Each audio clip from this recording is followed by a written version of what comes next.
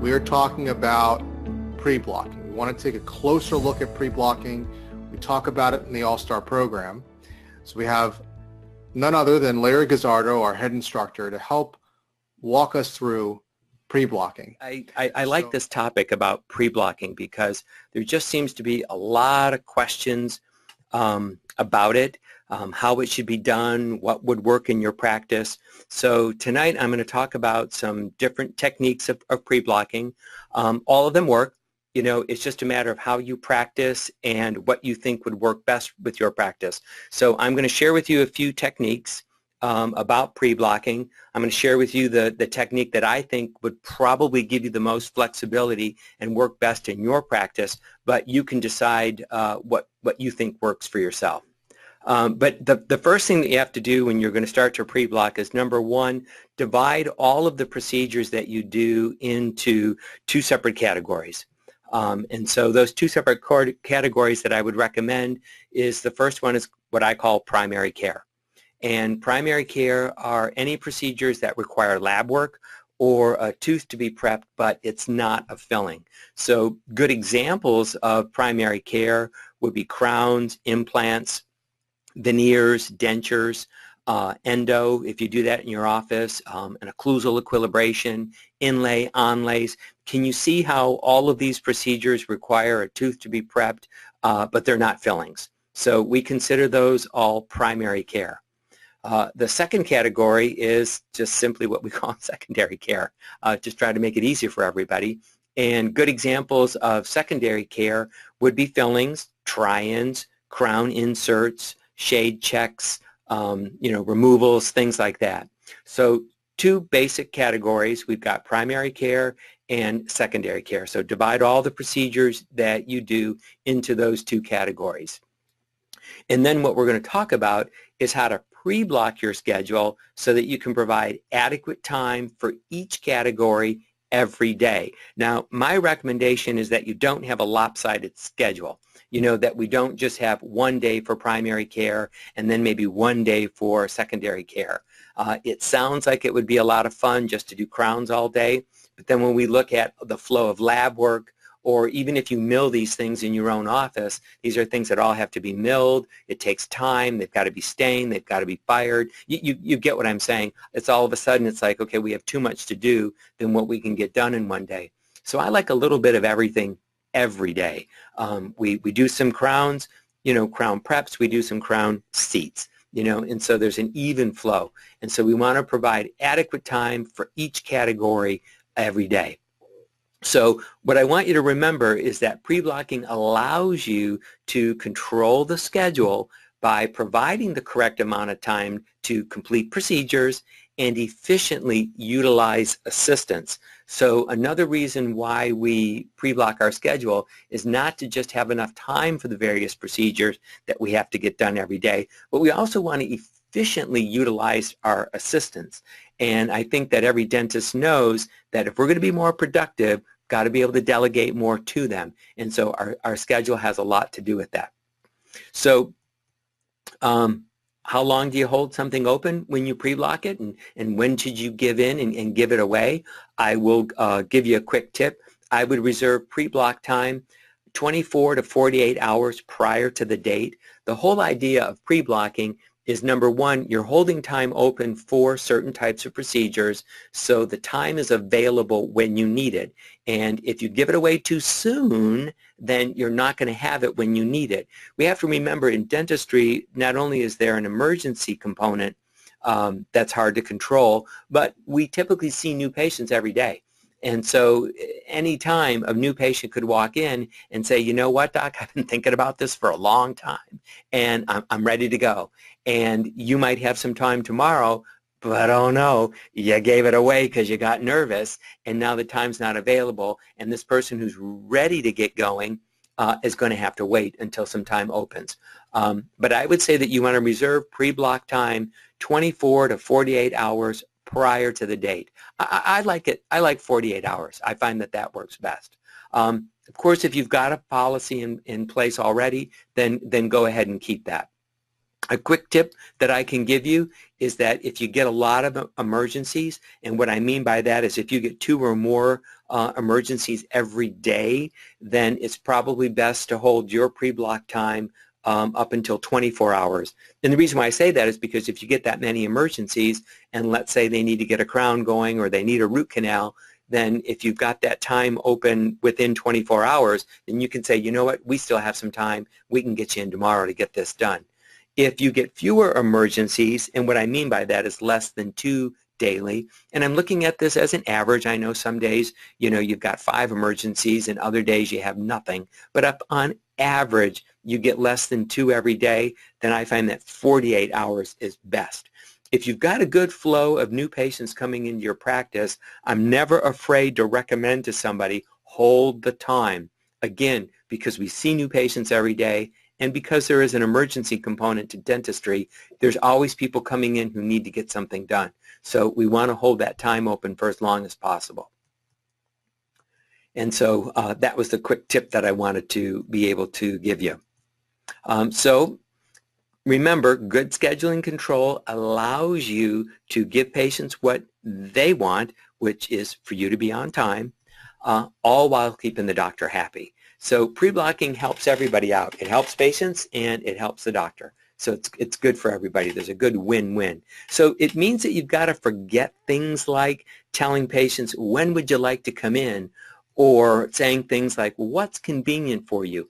When you pre-block, think of it this way. You want to be able to build your schedule.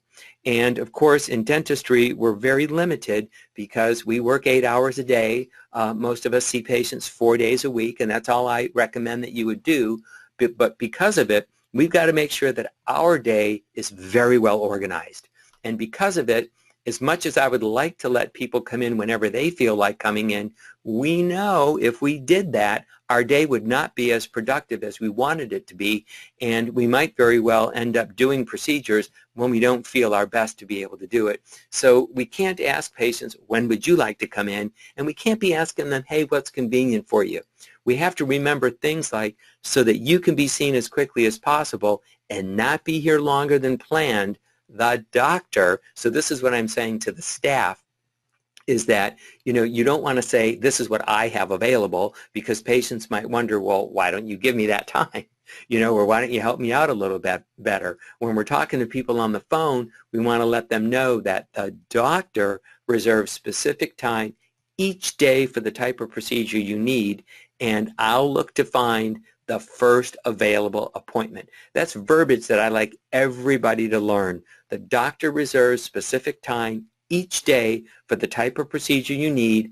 I'll look to find the first available appointment. So doctors, you can help patients, you can help the staff out by letting patients know, hey, I reserve specific time for the type of procedure that you need.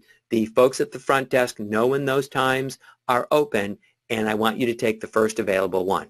And so guide people into the time that you want them to take.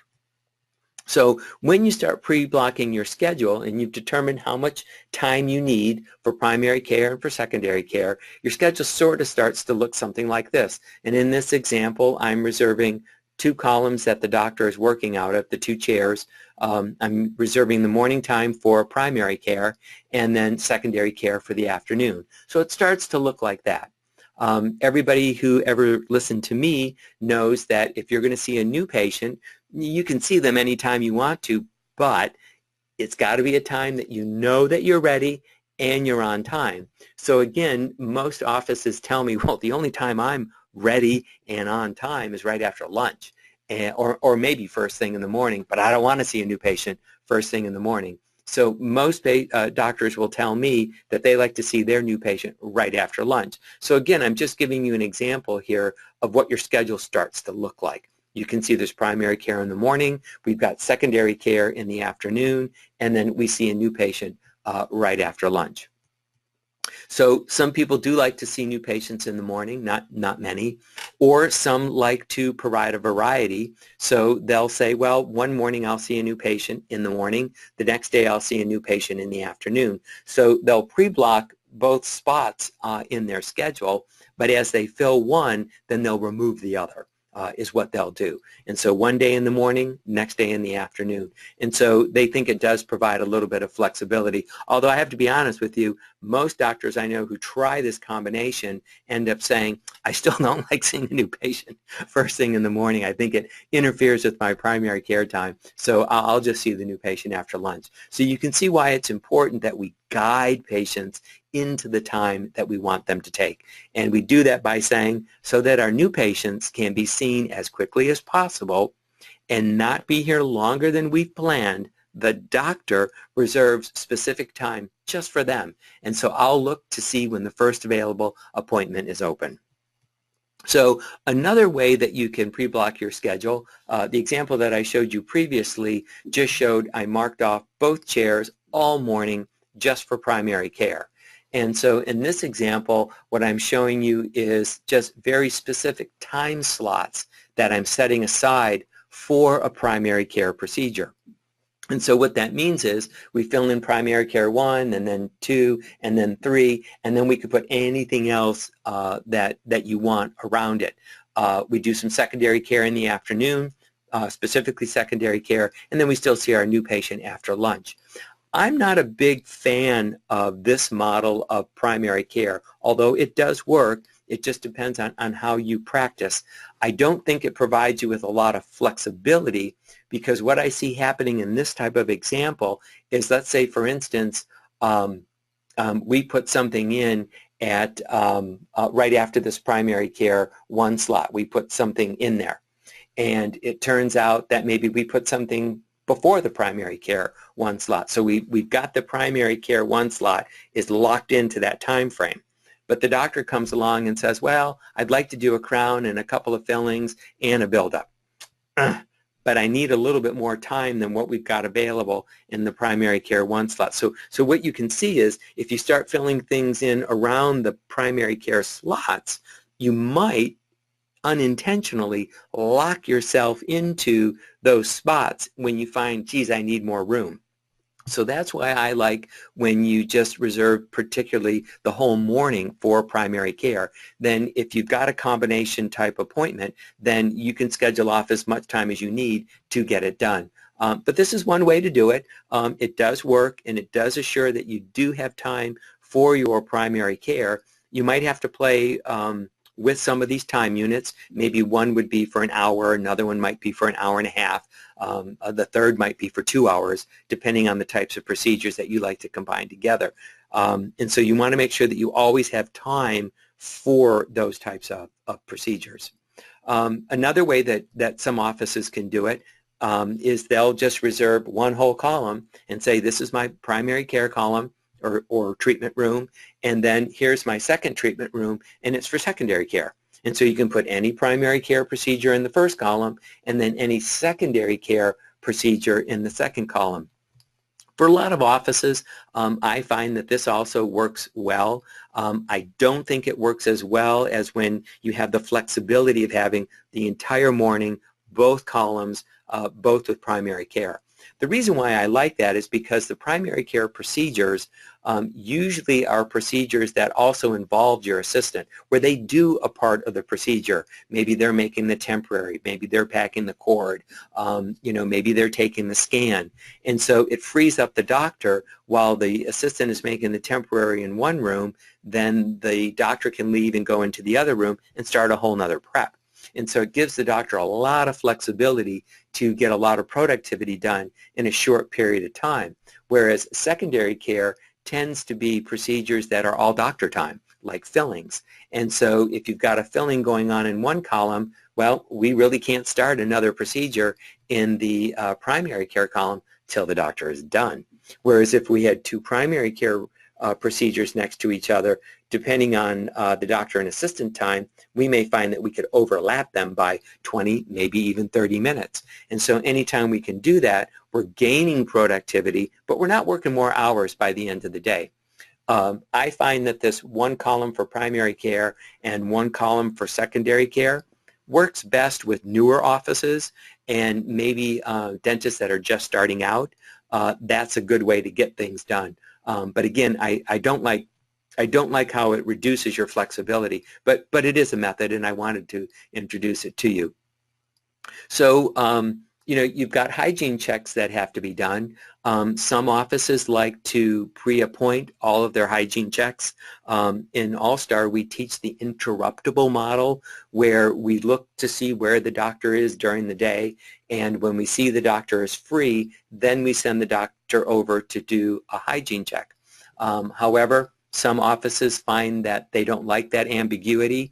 They would like to know when all of their checks are going to be scheduled. So here I'm putting up an example where we have 2 columns for the doctor, and then we have this purple column for the hygienist.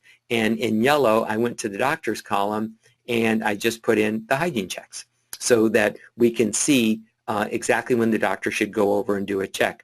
Again, I don't like this model as much, but when a doctor finds it difficult not knowing when he's going to be doing checks, or finds that he doesn't enjoy going in at different times during the procedure,